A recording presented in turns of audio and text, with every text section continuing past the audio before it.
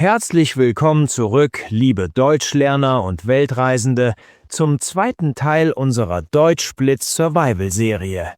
Mein Name ist Lukas. Im ersten Teil haben wir gemeinsam die deutsche Checkliste abgehakt, den Check-in überlebt und das Mysterium des Aufgabegepäcks gelöst. Du hast deine Bordkarte in der Hand. Du weißt, wo dein Gate ist. Aber jetzt kommt der Moment, den niemand wirklich liebt, aber durch den jeder durch muss. Der wahre Endgegner am Flughafen, die Sicherheitskontrolle. Hier ist Effizienz das A und O, und das spiegelt sich oft in der Sprache wider. Du wirst plötzlich viele direkte Anweisungen und Befehle hören.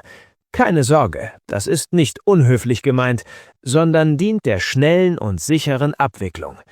Also, leg deinen Gürtel ab, nimm den Laptop aus der Tasche, wir gehen durch den Scanner. Ein paar wichtige Wörter, die du hier hören wirst. Die Sicherheitskontrolle, Security Control. Die Tasche, Bag. Oft auch die Handtasche, der Rucksack. Der Laptop, Laptop. Das Tablet, Tablet. Die Flüssigkeit, Liquid. Der Behälter, Container. Die Jacke, Jacket, der Gürtel, Belt, die Schuhe, Shoes. Manchmal musst du sie ausziehen. Die Box, Schale, Tray, die Plastikbehälter, in die du deine Sachen legst.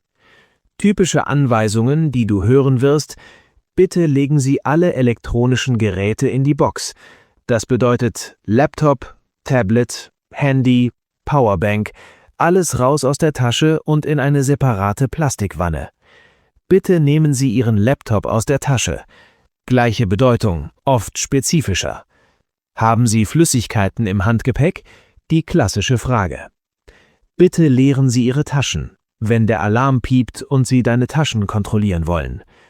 Bitte gehen Sie durch die Sicherheitskontrolle, wenn du durch den Metalldetektor gehen sollst. Arme hoch, wenn du gescannt wirst und die Arme heben sollst. Bitte warten Sie hier. Warte, bis die Person vor dir durch ist. Die Flüssigkeitenregel. In Europa und vielen anderen Regionen gilt meistens diese Regel. Flüssigkeiten im Handgepäck müssen in kleinen Behältern sein, die jeweils nicht mehr als 100 Milliliter fassen. Alle diese Behälter müssen zusammen in einen transparenten, wiederverschließbaren Plastikbeutel mit einem Fassungsvermögen von maximal 1 Liter passen. Pro Passagier ist nur ein solcher Beutel erlaubt. Viele Reisende haben deshalb einen kleinen, transparenten Plastikbeutel, den sie schon zu Hause vorbereiten. Wenn du dir nicht sicher bist, ob etwas erlaubt ist, kannst du einfach fragen: Ist das erlaubt? Darf ich das mitnehmen? Die Mitarbeiter antworten normalerweise sehr direkt und präzise. Aber keine Sorge, das ist nicht unhöflich. Das ist einfach Flughafenmodus. Effizienz und Sicherheit stehen an erster Stelle. Ein Lächeln und ein freundliches Dankeschön wirken aber immer Wunder. Insider-Tipp: Zieh Schuhe an, die du leicht ausziehen und wieder anziehen kannst, falls du sie ablegen musst.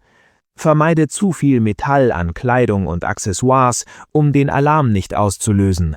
Und habe deine Flüssigkeiten und Elektronik schon griffbereit in deinem Handgepäck, um sie schnell herausnehmen zu können. Das macht das Leben für alle einfacher. Du hast es geschafft. Die Sicherheitskontrolle liegt hinter dir. Jetzt bist du am Gate und wartest. Dies ist oft der entspannteste Teil der Reise. Aber auch hier gibt es wichtige Durchsagen und Begriffe. Das Gate. Gate. Dein Abflugbereich. Die Durchsage. Announcement. Die Verspätung. Delay. Ein Wort, das du leider auch oft bei der Deutschen Bahn hören wirst. Der Flug hat Verspätung. The flight is delayed. Der Abflug. Departure. Die Ankunft. Arrival.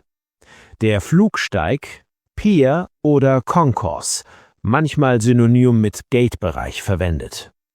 Hier hörst du oft Durchsagen wie: Achtung, Fluggäste des Fluges LH456 nach Paris. Der Flug verspätet sich um etwa 20 Minuten. Passagiere des Fluges BA 789 nach London werden gebeten, sich zum Gate B12 zu begeben. Letzter Aufruf für Flug DE 123 nach Mallorca. Das bedeutet, beeil dich. Jetzt beginnt das Boarding. Das Boarding. Das bedeutet einfach, die Passagiere steigen ins Flugzeug ein. Ein typischer Satz ist: Das Boarding für Flug DE 123 nach Mallorca beginnt jetzt. Wir beginnen mit Gruppe 1. Viele Fluggesellschaften lassen die Passagiere in Gruppen einsteigen, um den Prozess zu organisieren. Schau auf deine Bordkarte, zu welcher Gruppe du gehörst. Bitte halten Sie Ihre Bordkarte und Ihren Reisepass bereit. Wenn du deine Bordkarte zeigst, sagen Mitarbeiter manchmal: Sie können jetzt einsteigen. Dein Moment ist gekommen. Sie sind leider noch nicht dran. Dann musst du noch etwas warten. Und dann wartest du wieder. Das gehört zum Flughafenleben. Aber jetzt bist du dem Ziel schon sehr nahe. Kulturelle Beobachtung. Auch beim Boarding zeigt sich die deutsche Pünktlichkeit. Viele Deutsche stehen schon bereit, noch bevor ihre Gruppe aufgerufen wird. Es ist ein ungeschriebenes Gesetz, dass man bereit ist, wenn der Aufruf kommt. Es ist kein Rennen, aber auch kein Bummelzug. Endlich sitzt du im Flugzeug. Du hast deinen Sitzplatz gefunden, dein Handgepäck verstaut und atmest tief durch. Jetzt hörst du die berühmte Sicherheitsdurchsage. Diese wird oft in mehreren Sprachen gesprochen, aber es ist gut, die wichtigsten Begriffe auf Deutsch zu kennen. Ein paar wichtige Wörter: Der Sitzplatz, Seat; Fensterplatz, Window Seat; Gangplatz, Aisle Seat; der Sicherheitsgurt, Seatbelt; der Notausgang, Emergency Exit; die Schwimmweste, Life Vest; die Rückenlehne, Seatback; der Klapptisch, Tray Table; die Flugbegleiterin, Flight Attendant. Typische Anweisungen aus der Sicherheitsdurchsage. Bitte schnallen Sie sich an. Ganz wichtig beim Start und bei der Landung und wenn die Anschnallzeichen leuchten. Bitte bringen Sie Ihren Sitz in eine aufrechte Position vor dem Start und der Landung. Bitte klappen Sie Ihren Klapptisch hoch, ebenfalls vor Start und Landung. Bitte verstauen Sie Ihr Handgepäck unter dem Vordersitz oder in den Gepäckfächern. Wenn du etwas trinken oder essen möchtest, kannst du die Flugbegleiter ansprechen. Könnte ich bitte einen Kaffee bekommen? Höflich und gebräuchlich. Haben Sie Wasser? Ich hätte gerne einen Orangensaft. Entschuldigen Sie, ich brauche eine Decke oder ein Kissen. Wo ist die Toilette? Gute Nachricht: Flugbegleiter sprechen normalerweise langsam und deutlich, besonders wenn sie merken, dass du Deutsch lernst oder nicht muttersprachlich bist. Also keine Panik. Sie sind da, um zu helfen. Ein freundliches Lächeln und ein Dankeschön öffnen auch hier Türen. Das Flugzeug landet. Die Räder berühren den Boden. Applaus bricht aus. Manchmal. Und dann passiert es. Alle stehen sofort auf. Das ist ein internationales Phänomen. Niemand weiß genau warum.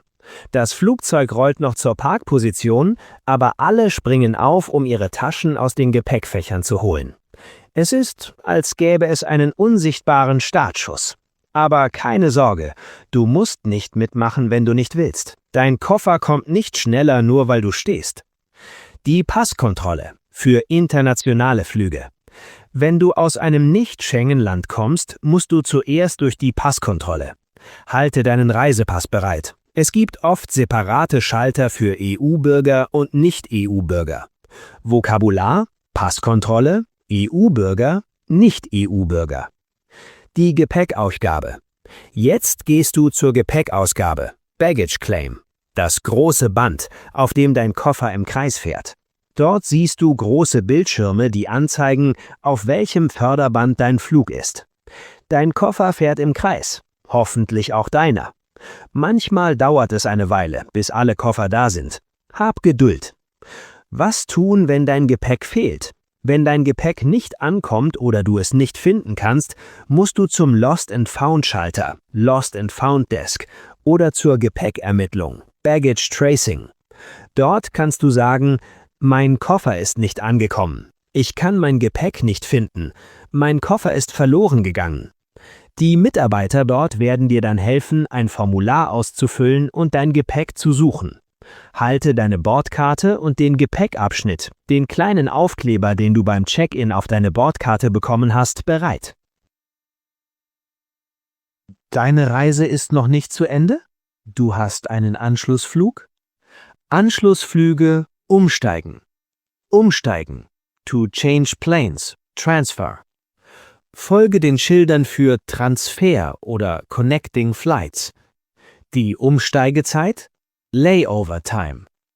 Achte auf die Zeit, die du zum Umsteigen hast. Bei knappen Zeiten kann es stressig werden. Das Transferdesk. Transfer Desk. Wenn du Fragen hast oder dein Anschlussflug verspätet ist, gehe zum Transferdesk deiner Fluggesellschaft. Wichtig: Wenn dein erster Flug Verspätung hat und du deinen Anschlussflug verpasst, wende dich sofort an das Personal deiner Fluggesellschaft. Sie helfen dir, eine Lösung zu finden. Transport vom Flughafen in die Stadt. Du bist angekommen und hast dein Gepäck? Super! Jetzt musst du nur noch in die Stadt kommen. Flughäfen in Deutschland sind sehr gut an das öffentliche Verkehrsnetz angebunden. Der Bus, Bus. Die Bahn, S-Bahn, U-Bahn, Train, Suburban Train, Subway. Viele Flughäfen haben eigene Bahnhöfe. Das Taxi, Taxi. Taxistände findest du direkt vor den Terminals. Der Mietwagen, Rental Car. Der Mietwagenschalter, Rental Car Desk. Diese befinden sich meist im Ankunftsbereich. Der Plan, Timetable. Vokabular für den Transport. Wo finde ich den Bus, die Bahn, den Taxistand? Ich möchte ein Ticket nach kaufen. Fährt dieser Bus zum Hauptbahnhof? Wie lange dauert die Fahrt? Einkaufen und Essen im Flughafen. Flughäfen bieten viele Möglichkeiten zum Einkaufen und Essen. Der Duty-Free Shop. Hier kannst du zollfreie Waren kaufen, besonders für internationale Flüge. Das Restaurant, das Café, der Imbiss. Vokabular. Ich hätte gerne einen Kaffee und ein Brötchen. Was kostet das? Kommunikation in Notfällen oder bei Problemen. Manchmal läuft nicht alles nach Plan. Hier sind ein paar Sätze für unerwartete Situationen. Ich brauche Hilfe. I need help. Wo ist die nächste Toilette? Where is the nearest restroom? Ich fühle mich nicht gut. I don't feel well. Kann ich mit einem Arzt sprechen? Can I speak to a doctor? Mein Flug ist verspätet, annulliert. Wo ist der Informationsschalter? Where is the information desk? Hier ist eine interessante Sache über deutsche Reisende, die ich immer wieder beobachte. Viele Deutsche lieben Planung. Sie planen ihren Flug, ihr Hotel, ihre Ausflüge, sogar ihre Mahlzeiten. Sie sind präzise, effizient und manchmal ein bisschen ernst, wenn es um die Organisation geht. Aber sobald sie im Urlaub sind, sobald sie den Flughafen hinter sich gelassen haben und ihr Ziel erreicht haben, passiert etwas Magisches. Sie entspannen plötzlich. Der gleiche Mensch, der in Deutschland jede Minute seines Tages organisiert und jede Eventualität bedenkt, sitzt plötzlich am Strand, schaut aufs Meer und sagt mit einem tiefen Seufzer: »Ach, das machen wir morgen. Heute ist einfach nur Entspannung.« Das nennt man den Urlaubsmodus. Es ist, als ob ein Schalter umgelegt wird. Die Perfektion weicht der Gelassenheit, die Planung dem spontanen Genuss. Und vielleicht ist genau das der wahre Sinn von Reisen. Nicht nur neue Orte zu sehen, sondern auch eine neue Perspektive auf das Leben zu gewinnen und vielleicht sogar eine neue Seite an sich selbst zu entdecken. Selbst wenn es nur für die Dauer eines Urlaubs ist. Liebe Hörerinnen und Hörer, Wir haben es geschafft. Mit Teil 1 und Teil 2 unserer Survival-Serie Deutsch am Flughafen bist du nun bestens gerüstet für deine nächste Reise. Du kennst die wichtigsten Wörter, Sätze und Situationen, von der Planung bis zur Ankunft und dem Transport in die Stadt. Wenn du das nächste Mal am Flughafen bist und jemand sagt, haben Sie Ihr Aufgabegepäck schon eingecheckt oder bitte legen Sie alle elektronischen Geräte in die Box, dann weißt du, ja, ich bin vorbereitet.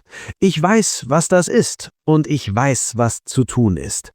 Du kannst selbstbewusst antworten und deine Reise genießen. Vielen Dank fürs Zuhören. Ich hoffe, diese zweite Folge unserer Survival-Serie hat dir gefallen und dir geholfen, dich noch sicherer für deine nächste Reise vorzubereiten.